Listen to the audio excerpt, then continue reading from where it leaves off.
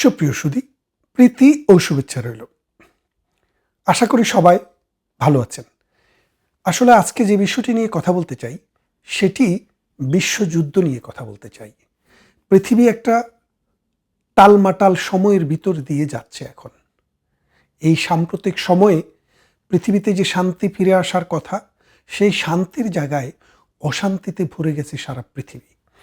এই পৃথিবীময় অশান্তির মূল কারণটা হচ্ছে এই মধ্যপ্রাচ্য।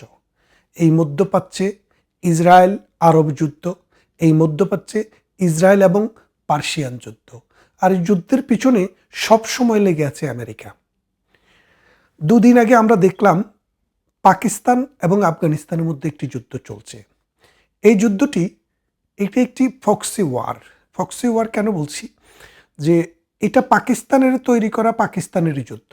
আর আমেরিকা পাকিস্তানকে এখানে ব্যস্ত রাখছে শুধুমাত্র ইরানের দিকে যাতে পাকিস্তান চোখ না দেয়, মধ্যপ্রাচ্যের দিকে যেন পাকিস্তান চোখ না দেয়, পাকিস্তান গড় সামলাক, সেই জন্য আফগানিস্তান এবং পাকিস্তানের মধ্যে এই যুদ্ধটি আমেরিকা লাগিয়ে দিয়েছে। আরও একটি কথা বলা দরকার যে আফগানিস্তান এবং পাকিস্তানের যে যুদ্ধ, এটা হচ্ছে ফ্র্যাঙ্কস্টাইনের দত্তের নাম শুনেছিলেন না?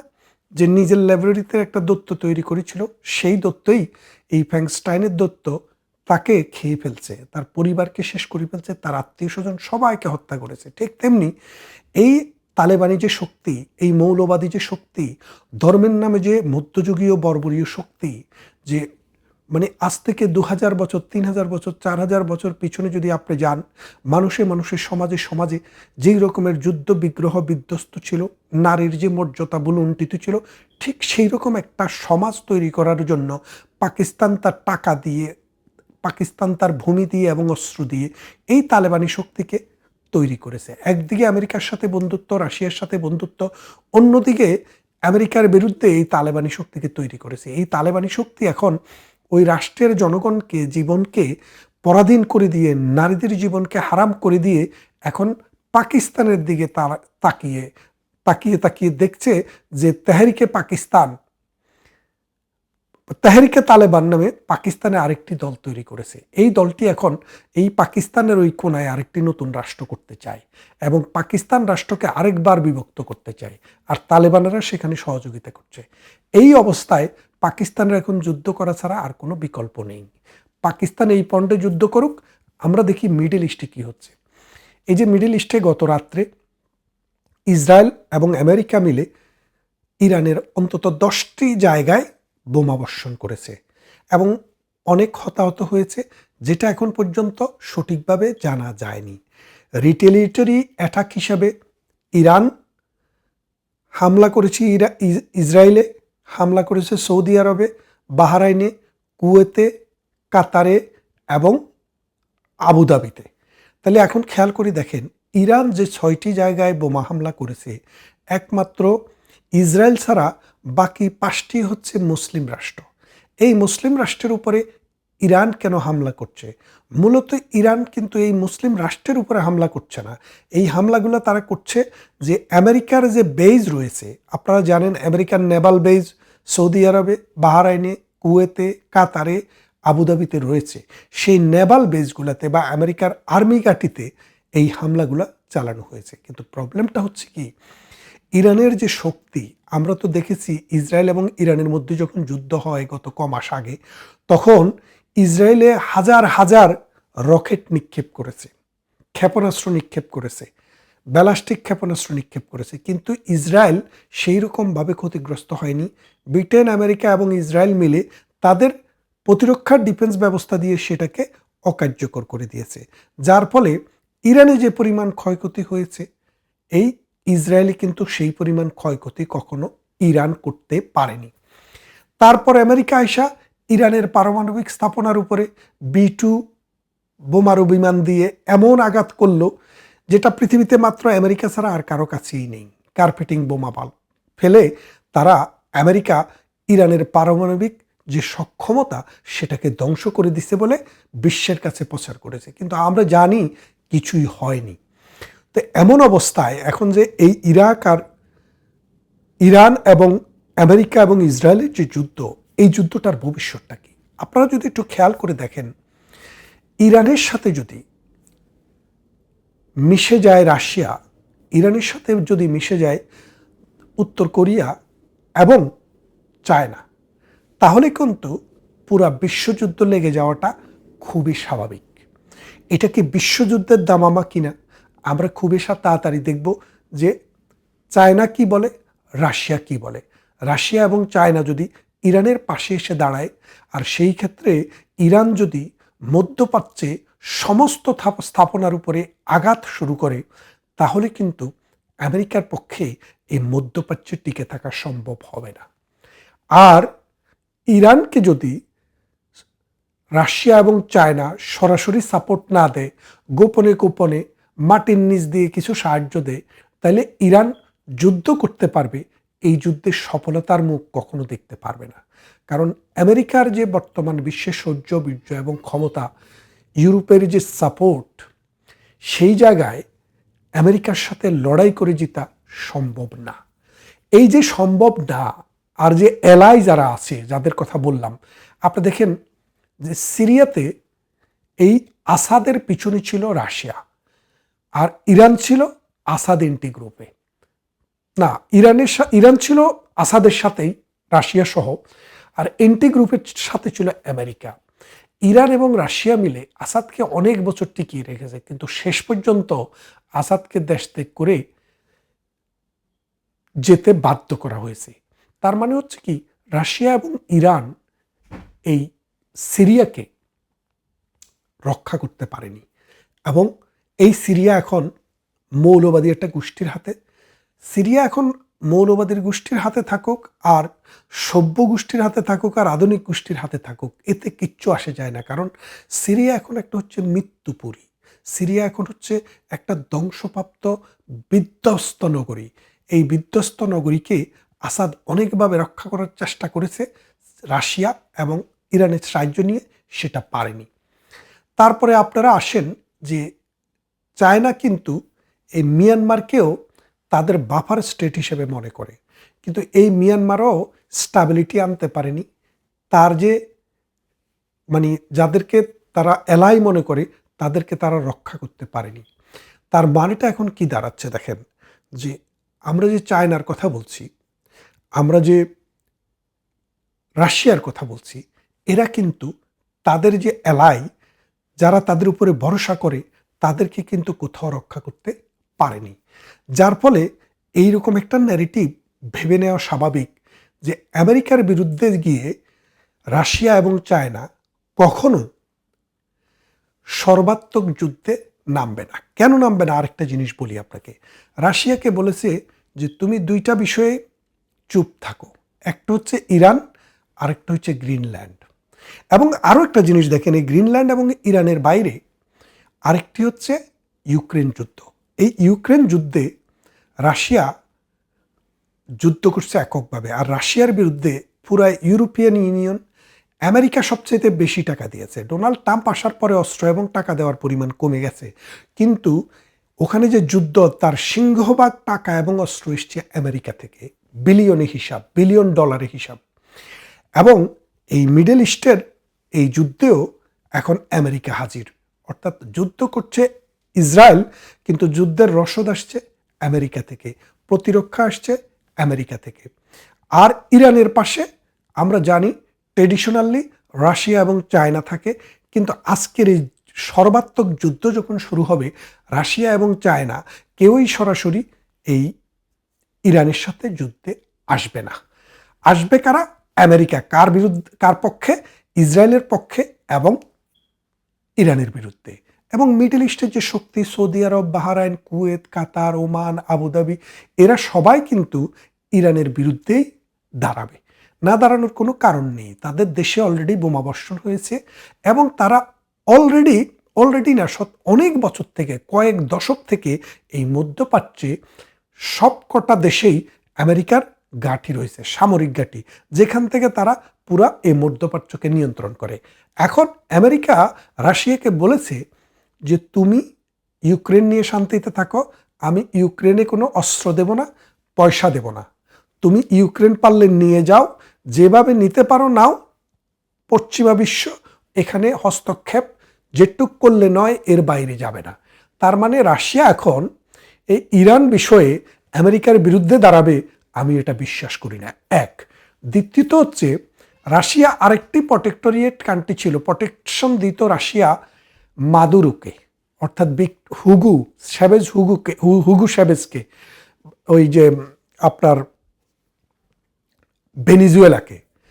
রাশিয়ার সব কিছুই ভেনিজুয়েলাতে, অর্থাৎ ভেনিজুয়েলাকে রক্ষা করা, ভেনিজুয়েলার সামরিক সরঞ্জাম দেওয়া, ভেনিজুয়েলার সব স্থাপনা রাশিয়া দ্বারা তৈরি করা। সেই রাশিয়ার সাম্রাজ্যে গিয়ে আমেরিকা তার সেনাবাহিনী দিয়ে মাদুরোকে ধরে নিয়ে এসছে। তাহলে আপনি খেয়াল করে দেখেন, রাশিয়া আজকের দিনে পৃথিবীতে একমাত্র ইউক্রেন তার প্রতিবেশী রাষ্ট্র ছোট্ট একটা অঞ্চলকে নিতে পেরেছে, আর বিশাল অঞ্চল এখনো পেনিট্রেট করতে পারেনি। তার মানে রাশিয়ার যে ক্ষমতা আগের মতো আমরা যেটা শুনেছি সেটা নাই, এটা প্রায় নির্ধারিত। এর ফলে আমরা বুঝতে পারছি যে আমেরিকার সাথে এখন ইরানকে যুদ্ধ করতে হবে একা। এই যে পাকিস্তান পারমাণবিক শক্তি নিয়ে বসে আছে, সেই পাকিস্তানের পারমাণবিক শক্তির কন্ট্রোল আমেরিকা নিয়ে নিয়েছে। এখনের যে পাকিস্তানের যে সেনাপ্রধান আছে আসিফ মনির, সেই আসিফ মনিরের মাধ্যমে এই কন্ট্রোলটা আমেরিকার হাতে চলে গেছে। যেহেতু আমেরিকার হাতে চলে গেছে, পাকিস্তান হচ্ছে আমেরিকার হাতের পুতুল। বাংলাদেশের উপরে যখন অত্যাচার নির্যাতন করে তখনও কিন্তু এই পাকিস্তান আমেরিকার সাপোর্ট পেয়েছে। সুতরাং আমেরিকা সবসময় পাকিস্তানকে সাপোর্ট করে, আর আমেরিকা পাকিস্তানের বিরুদ্ধে কখনো যায় না। তাইলে আর কে যাবে? অর্থাৎ ইরানের পাশে এসে দাঁড়ানোর জন্য এখন হিজবুল্লাহকে যদি আপনি পান, এই হিজবুল্লাহর কাছে কি আছে? কয়েকটা রকেট ছাড়া। এই কয়েকটা রকেট দিয়ে যুদ্ধ জয় করে ফেলবেন, বিশ্বযুদ্ধ জয় করে ফেলবেন, এটা সম্ভব না। এই যোগটা আসলে আমেরিকার। বাংলাদেশে শেখ হাসিনার সরকার যখন ছিল, শেখ হাসিনার সরকারের বিরুদ্ধে কেউই আন্দোলন করে পারেনি। যখন পারেনি তখন এই আমেরিকা এমন একটা গোষ্ঠীকে বেছে নিয়েছে যাদেরকে প্যাট্রোনাইজ করেছে, ফান্ডিং করেছে, সেটা হচ্ছে মৌলবাদী গোষ্ঠী। এই মৌলবাদী গোষ্ঠীকে আপনি হাদিকে দেখেন নাই, আপনি নাহিদকে দেখেন নাই, এখন টুপি ছাড়া চলে না, আপনি সার্জিসকে দেখেন না সুন্দর সুন্দর টুপি মাথায় দিয়া করে, আপনি আক্তার হোসেনকে দেখেন নাই, এরা সব মাদ্রাসার ছাত্র। এই মাদ্রাসার ছাত্র গজিয়ে ওঠা আধুনিকতার বান্দরা এইসব ছেলেপেলেদেরকে টাকা ঢেলে আমেরিকা বাংলাদেশেও মৌলবাদী একটা বিপ্লব ঘটানোর চেষ্টা করেছে। প্রাথমিক স্তরে সফল হলেও দ্বিতীয় স্তরে ইন্ডিয়ার কারণে আমেরিকা আর সফল হতে পারে নাই। আমেরিকার মূল পারপাসটা ছিল বাংলাদেশেও আফগানিস্তানের মতো এই মৌলবাদীদেরকে ক্ষমতায় নিয়ে আসা, এবং ক্ষমতায় আনার পর আপনারা জানেন এই যে তালেবান, এই তালেবানরা কোত্থেকে এসছে? এই তালেবানেরও কিন্তু আমেরিকার সৃষ্টি। যখন কমরেড নাজিবুল্লাহ রাশিয়ার সমর্থন নিয়ে এই আফগানিস্তানে সরকার গঠন করে এবং দীর্ঘদিন সরকার চালায় এই হিজবুল্লাহদের সাথে, তারপরে আপনি গুলবউদ্দিন হাকমতিয়া, আহমদ শাহ মাসুদ, তারপর এরকম অনেকগুলা যুদ্ধ চলার জন্য অনেকগুলো ছোট ছোট গ্রুপ ছিল, এদের সাথে যুদ্ধ করেছে নাজিবুল্লাহর বাহিনী।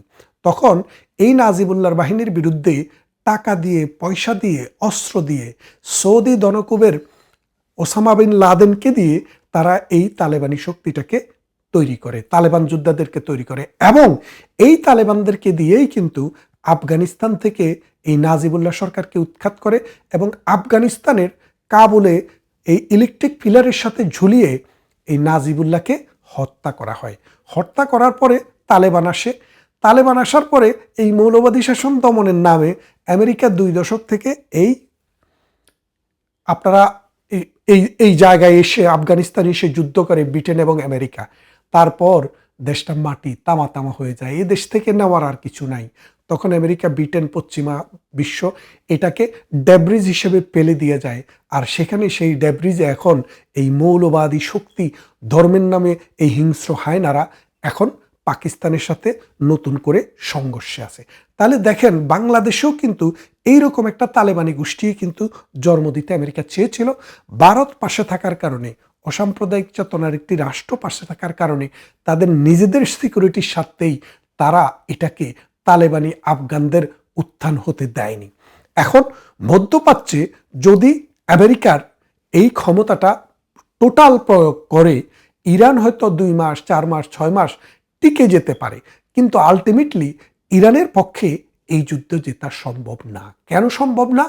কারণ তার যে এলাই, তার যে মিত্র রাশিয়া, সেই রাশিয়া কিন্তু অলরেডি এই মাদুরোকে রক্ষা করতে পারে নাই, ভেনেজুয়েলাকে রক্ষা করতে পারে নাই সিরিয়াকে রক্ষা করতে, এবং নিজে যে যুদ্ধে লেগে আছে ইউক্রেনের সাথে, আজকে 4 বছর থেকে যুদ্ধ করছে, এখন পর্যন্ত এই অখ্যাত এই রাষ্ট্রটির সাথে যুদ্ধে নিজে জয় পরাজয় নির্ধারণ করতে পারে নাই।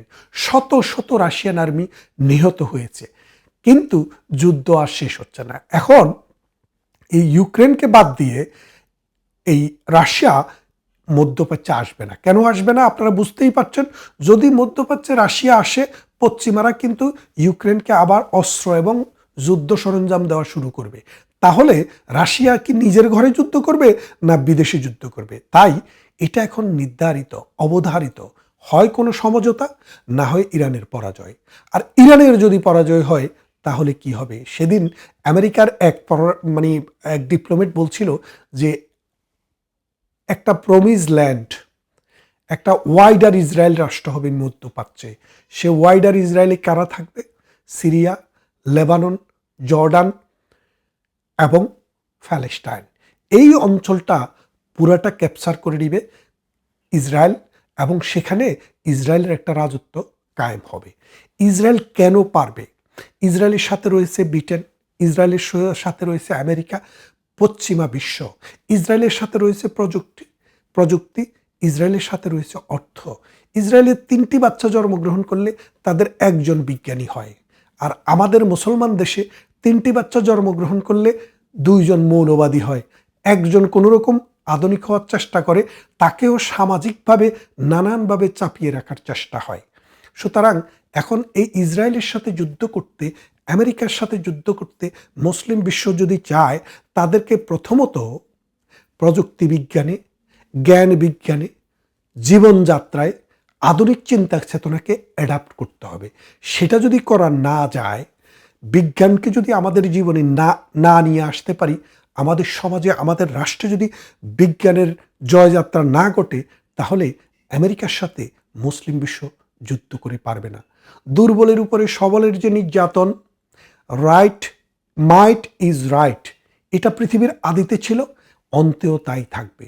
কারণ আপনি যদি শক্তিশালী না হন, আপনাকে মরতে হবে। ইরান ইরাকের যুদ্ধ চলেছে 7 আরবকে নিয়ে লং টাইম। এই ইরানের সাথে আমেরিকা এবং ইসরায়েলের এই যুদ্ধ কতদিন চলবে আমরা জানি না, কিন্তু এই যুদ্ধে সারা পৃথিবীর উপরে একটা নেগেটিভ ইম্প্যাক্ট পড়বে। সারা পৃথিবীর অর্থনীতির বুকে মাটি লেগে যাবে। আসুন এই যুদ্ধকে বন্ধ করার কোনো পথ বের করা যায় কিনা, শান্তিপ্রিয় মানুষেরা মিলে, জাতিসংঘ মিলে সেই বন্দোবস্তের দিকে না গেলে এটা কিন্তু অল আউট যুদ্ধে রূপান্তরিত হওয়ার সম্ভাবনা খুব বেশি। আগামী পর্বে এই যুদ্ধের ফলাফল কি হবে এবং এই যুদ্ধের কনসিকোয়েন্সটা পুরো ওয়ার্ল্ডের উপরে কিভাবে পড়বে, সেটা নিয়ে আবার এই ইরান আমেরিকা যুদ্ধের দ্বিতীয় পর্ব শোনার আমন্ত্রণ রইল। ভালো থাকবেন।